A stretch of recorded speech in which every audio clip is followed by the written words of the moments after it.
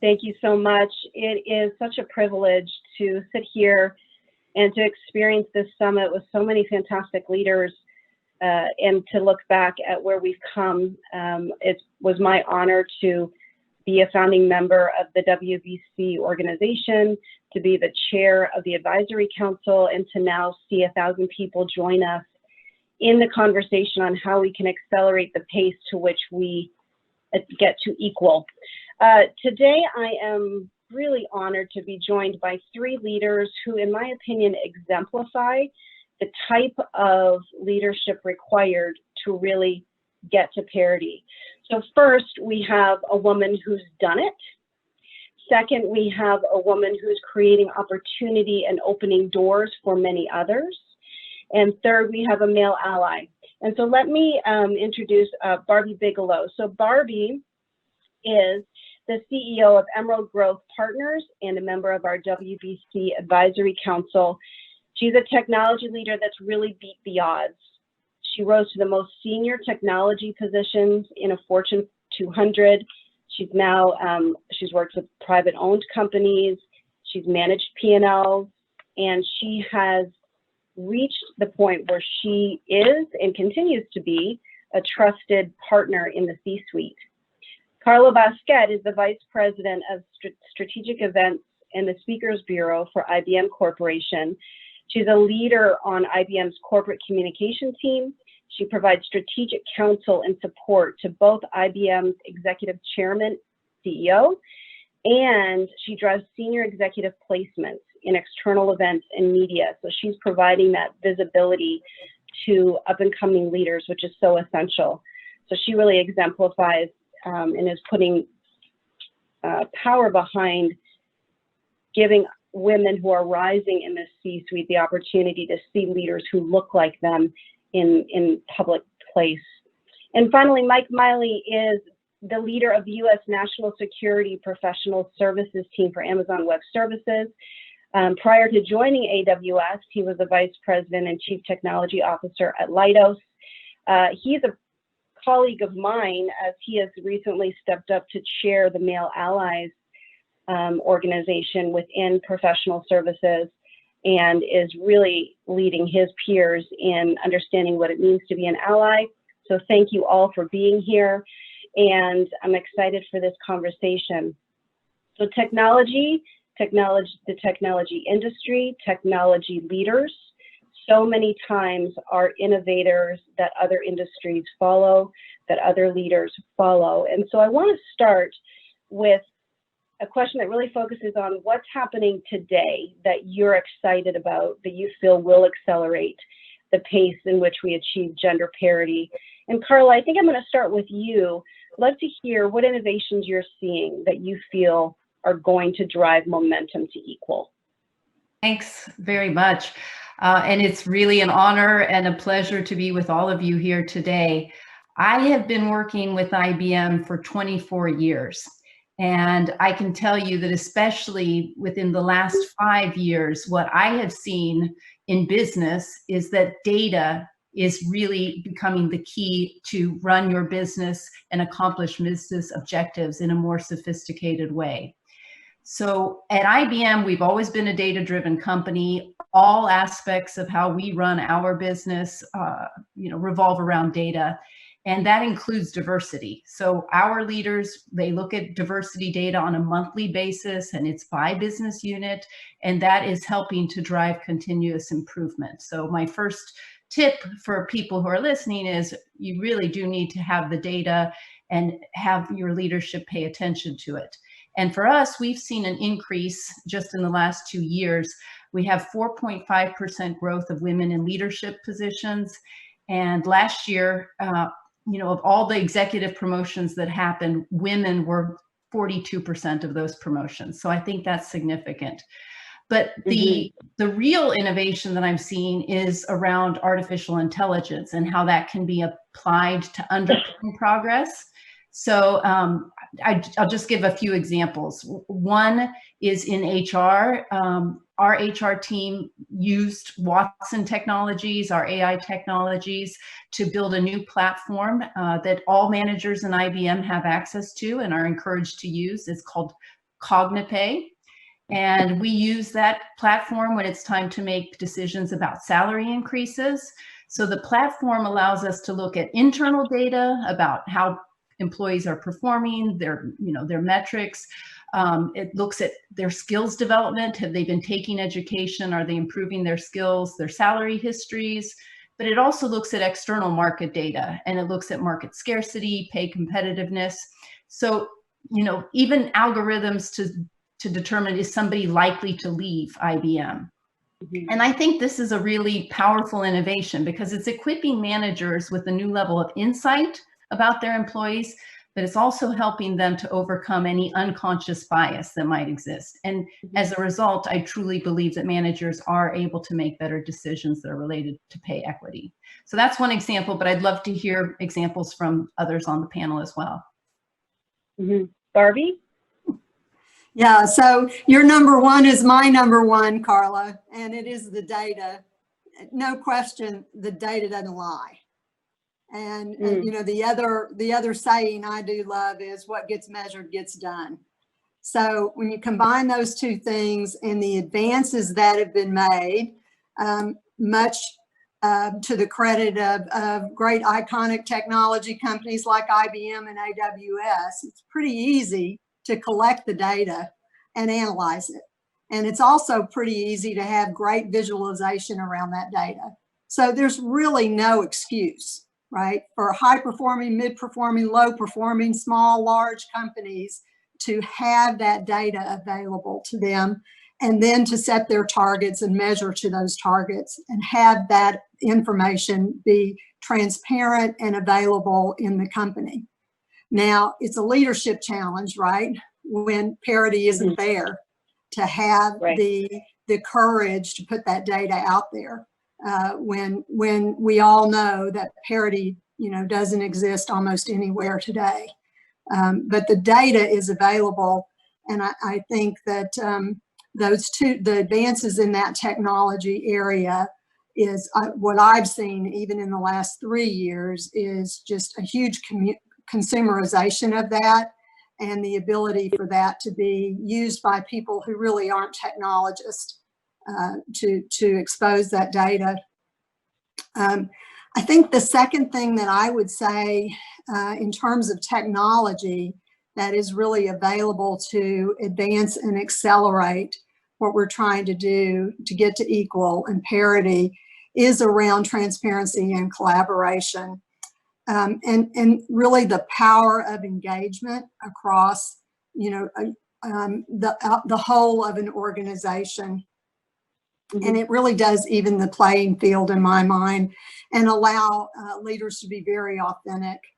And, an example I would use is I took a role a few years back, came in as the CIO, and there were credibility issues with the former leader. There were credibility issues amongst the team on whether people really could advance and whether they were advancing because of their capability and their performance, or they were advancing through a click or, something else that was dysfunctional. And we used a technology that really allowed us to, every town hall that I had, I put out the question, what do you guys want to hear about? And everyone on the team could see the question. They could answer. They could see everybody else's answer. It created this transparency and changed things really almost overnight to where people went from, well, I don't know whether, she's going to talk about what we really want to know to, yeah, she talked about what we really wanted to know. And those technologies are super easy to use, and they're very inexpensive in terms of the investments required, and they make a lot of difference, as do the collaborative kind of capabilities that allow us to do the kind of things we're doing right now and share best practices. Right. There's certainly the democratization, right? The data, that visibility really does democratize information. Mike, let me come to you. I'd love to hear what you're seeing. Yeah, Melissa, I feel like you and I never get a chance to talk. Never. Well, first of all, thank you, Melissa, for your leadership. It's been great working with you since you joined Amazon and headed up our workforce development team. So thank you and appreciate your leaderships. And you've done a tremendous amount for Amazon so far since you've been with us. So I just want to start off with that. I think we'll make it a triple here.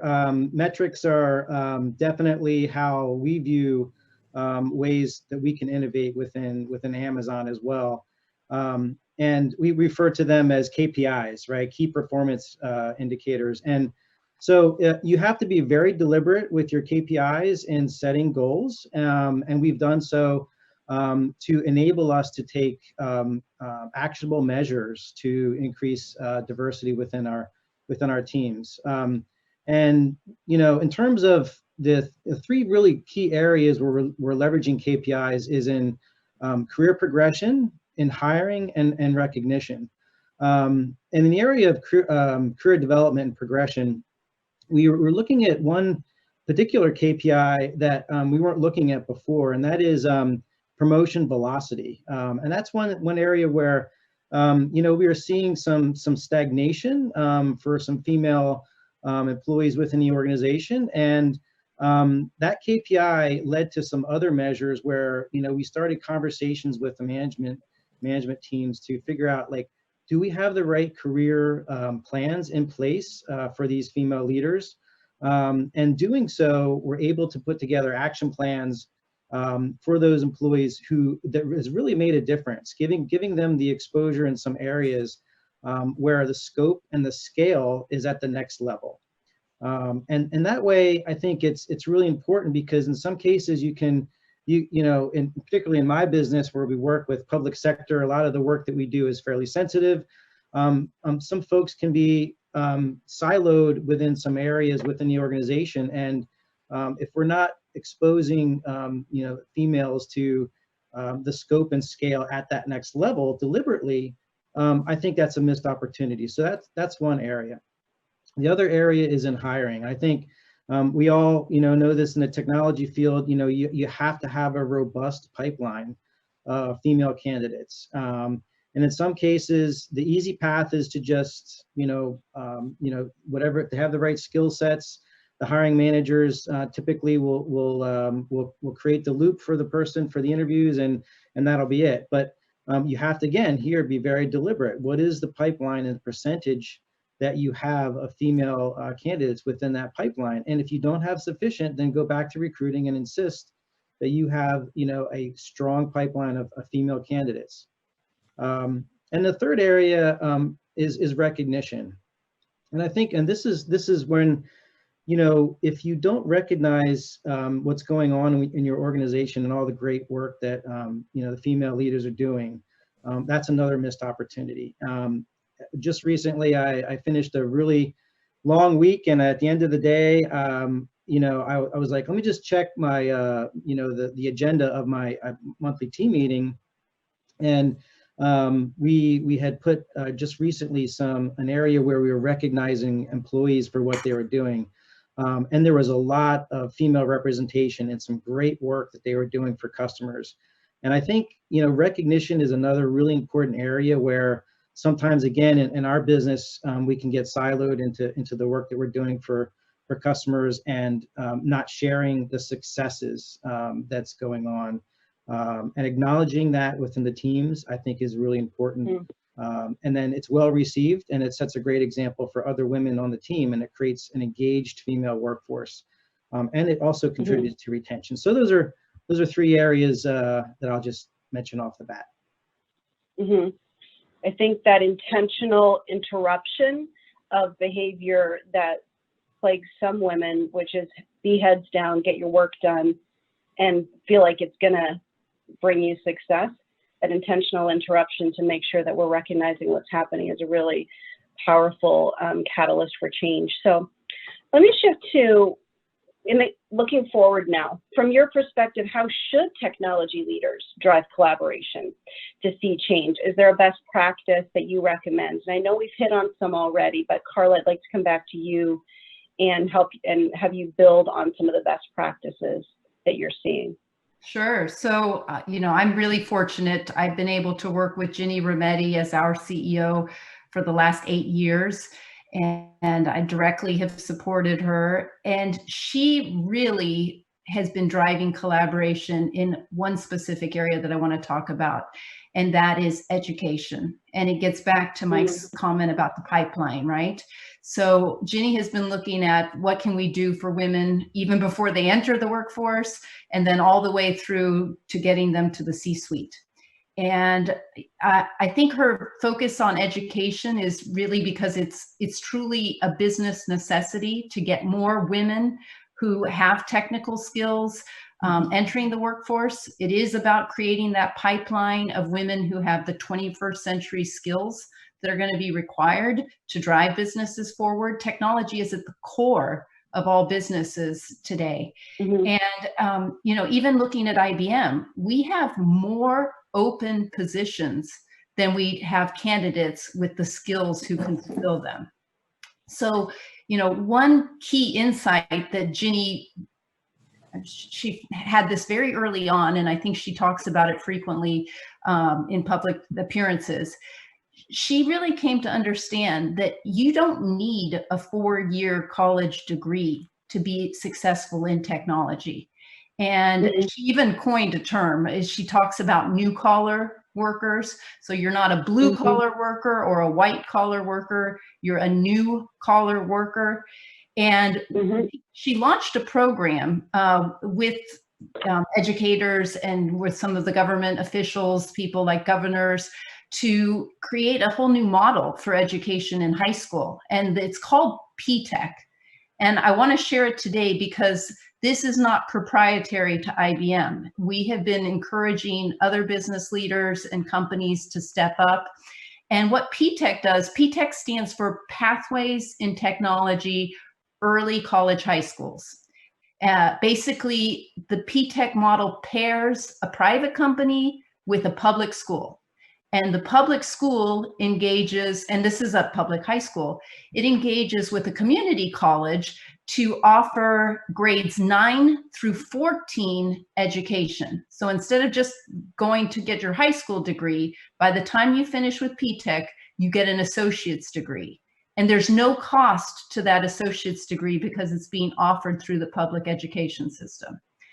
And what we've seen is many of the schools that are latching onto this are schools that are based in underserved communities. So that's really helped to drive the diversity of qualified candidates that are applying to IBM for full-time positions. And I know that's what's motivated many of the other companies who are engaged as well. They are looking for those skilled candidates who can come into the workforce right away and make a contribution. So recently, we made the commitment. We have over 1,000 mentors working with P-Tech schools in the US. And this kind of mentoring marathon that we've started is open to other companies. If you'd like to get involved, please reach out to me and we can pair you with, or pair your company with one of the P-Tech schools to offer mentorship. We're also offering internships. And our commitment is that by the end of next year, we'll have 1,000 P-Tech students. They don't even have to be graduates, but we'll be offering them internships in IBM. And, I think why this is important and why I'm sharing it with you is that I really do believe we need to make this digital era a more inclusive era.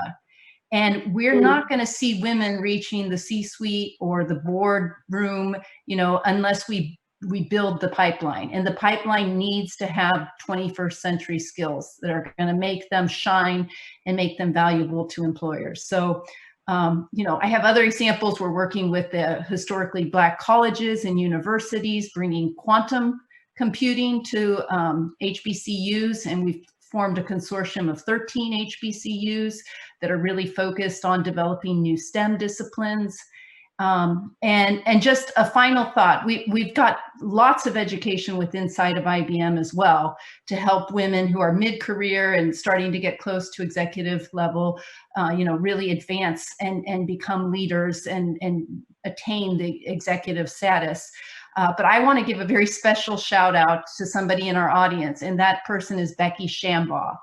And Becky runs Shambaugh Leadership. She also has a very interesting program around women in leadership and learning.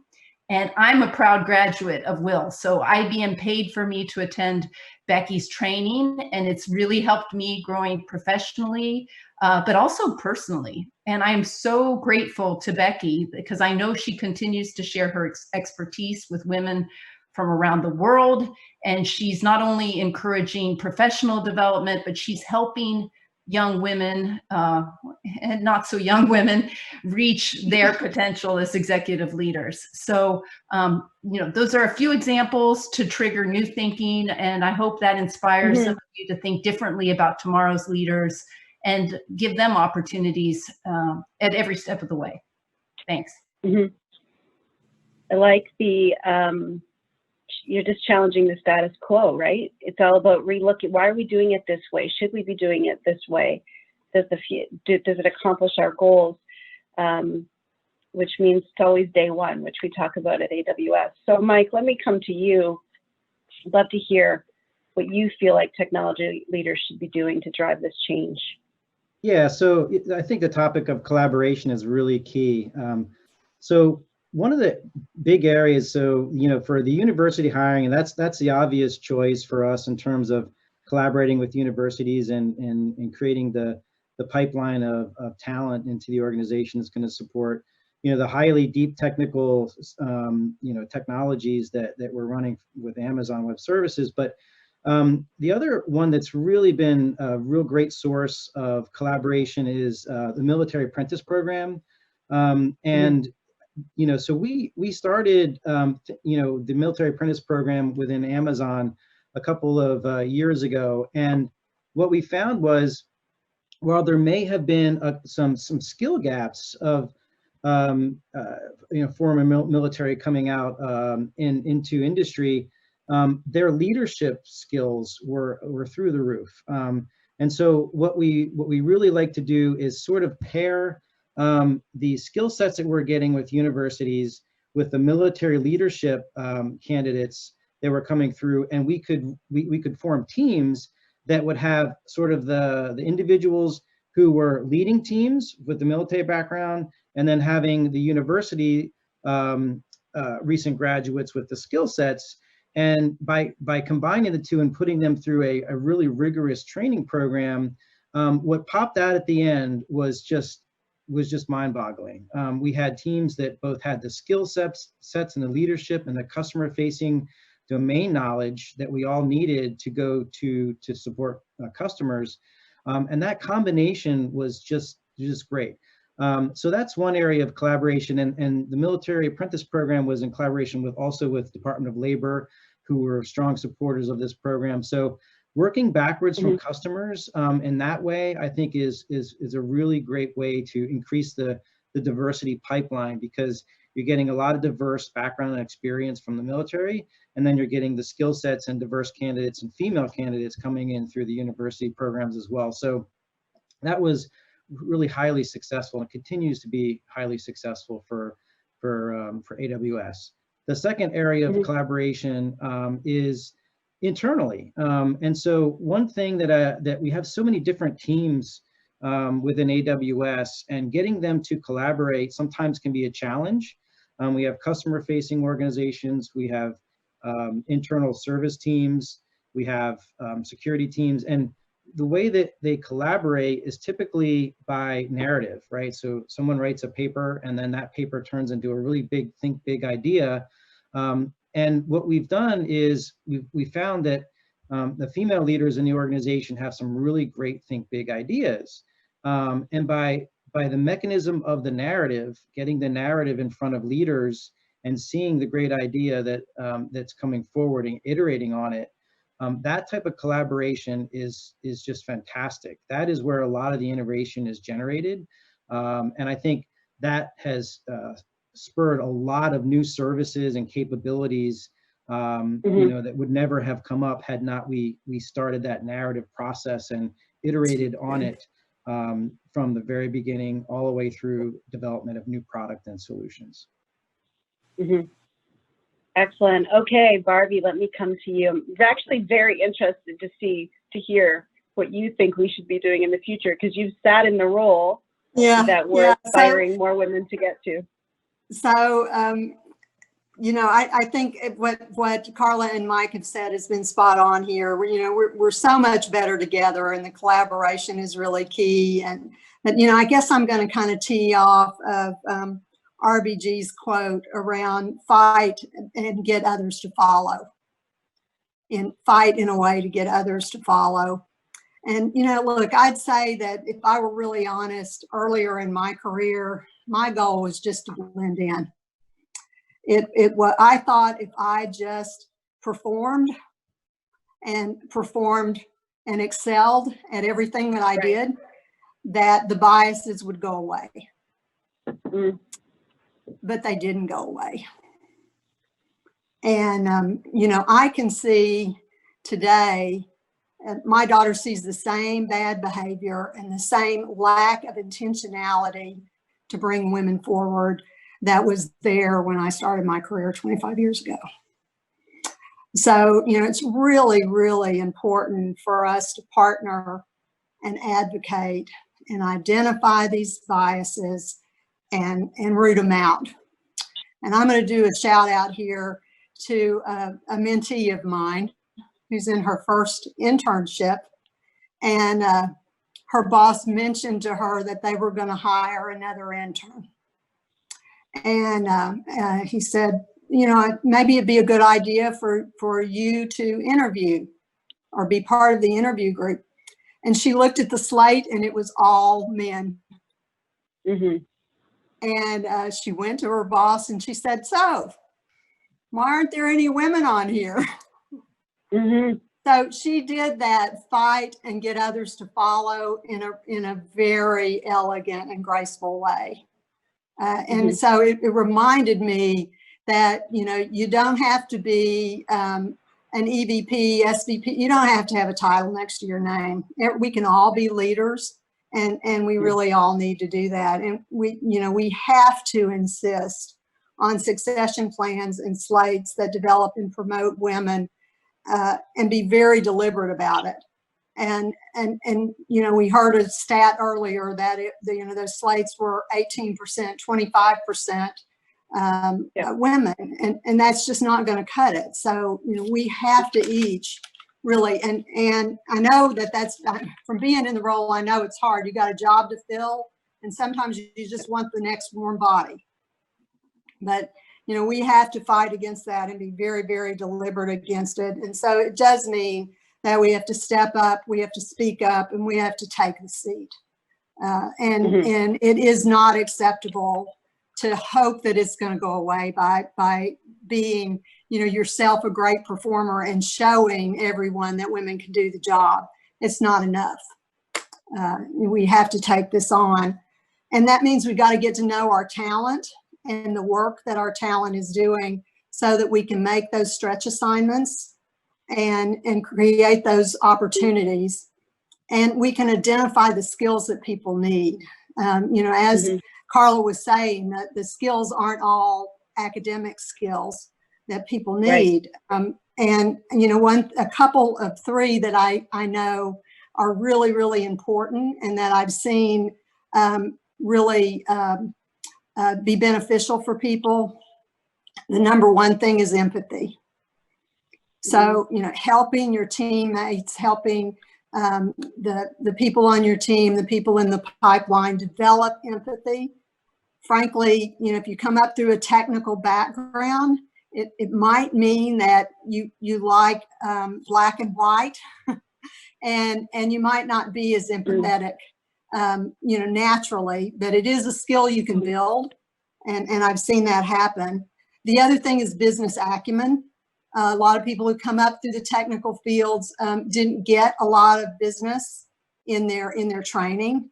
And so somebody else earlier said, you know, an early assignment where you got customer interface, or assignments where you have a budget very early in your career, the things that start to prepare you to have a P&L role and the business acumen that comes along with that is also important.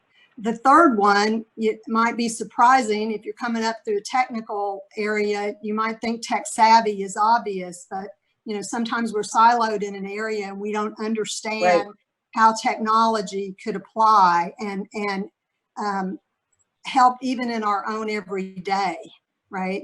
So automations in your own everyday life that help you be more productive.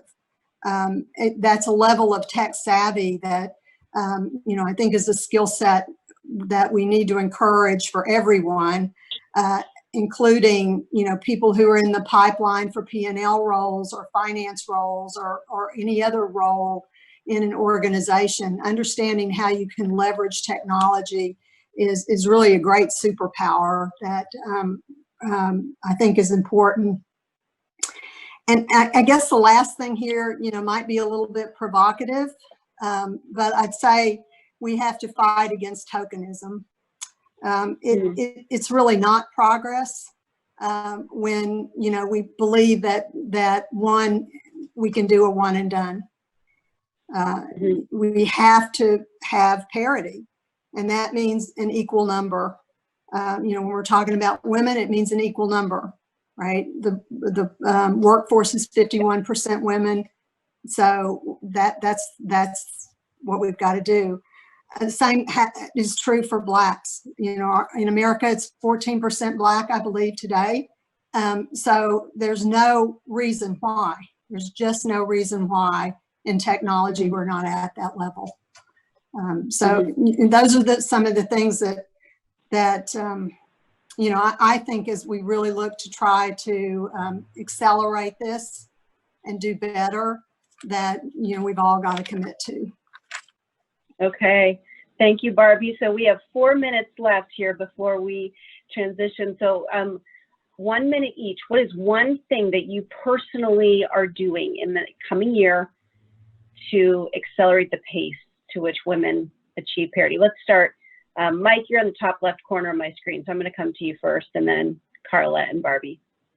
Well, so for me, it's recruitment. So I'm the lead for this new allyship, male allyship program within the organization, and I'm going to be spending the next year and beyond recruiting other male allies into the program, where we're going to be able to, you know, provide the training, the awareness, the visibility across the organization, and then and the credo too, right? So Melissa, you're aware. Right. So we're all going to commit to the credo to, you know, get to parity, and that's really important. If we all can commit to that and the allyship, that's where I'm going next year and beyond.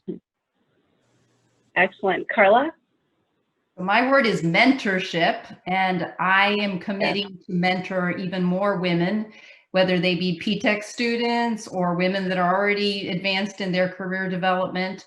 And as I said, I've worked internationally with IBM, so I really want to go beyond just the United States, mentor global women.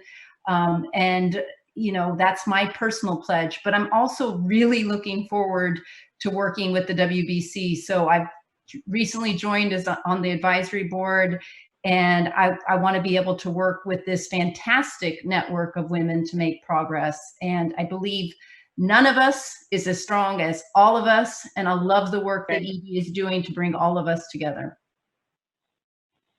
Barbie. Well, I think you already know, Melissa. Yeah, so look, it's the take your seat thing and accountability. That's my number one. But I actually have 5 ways here that, you know, I'd like everybody to think about whether they can do this. One is create some connections that are selfless. Connect 2 people you know to each other because of something that you've learned, especially from this conference, that has nothing to do with you. Just do it as a selfless act, and try to do that every day. do that at least once every day. For me, I'm going to take, I made this commitment 2 years ago, take every recruiter's call and help them fill their slate with women. The third is look for pilots or trials or things that you can do that support new technology that makes collaboration and measuring these KPIs easier. And then the next one obviously is that accountability, speak up whenever you see something. And then the other thing I'm committing to is broader exposure for role models. And so, you know, Michelle Obama calls this see it, do it. And she called me on it, by the way, and said I didn't do it enough. And I'm an introvert, so it's not something I'm comfortable with. But, you know, there are, in my network, I have mentored and graduated 15 CISOs and about 10 executive leaders. And every one of those people are see it, do it role models that are awesome. And I know we all have them in our network. Yeah. And you know, I would ask everyone to think about how you can do that. And as Mike said in his shout out that he does in his team meetings, find ways to do that. And then the last thing is, so look, I invited 100 people to this conference, and I didn't think about this until somebody brought it up earlier, but going back out to those 100 people and asking them to make sure that that they reach out to their network and share with them what they learned. All right. Well, I would, this is a call out to all of the audience participants. Join us in posting your commitment to what you're going to do in the next year. Post to your social media outlet of choice, hashtag WBC Faster Together, and post what your action item is in the next year. I want to thank this panel for your wisdom and for your leadership. Thank you so much. Thank you, Melissa. Bye, everybody.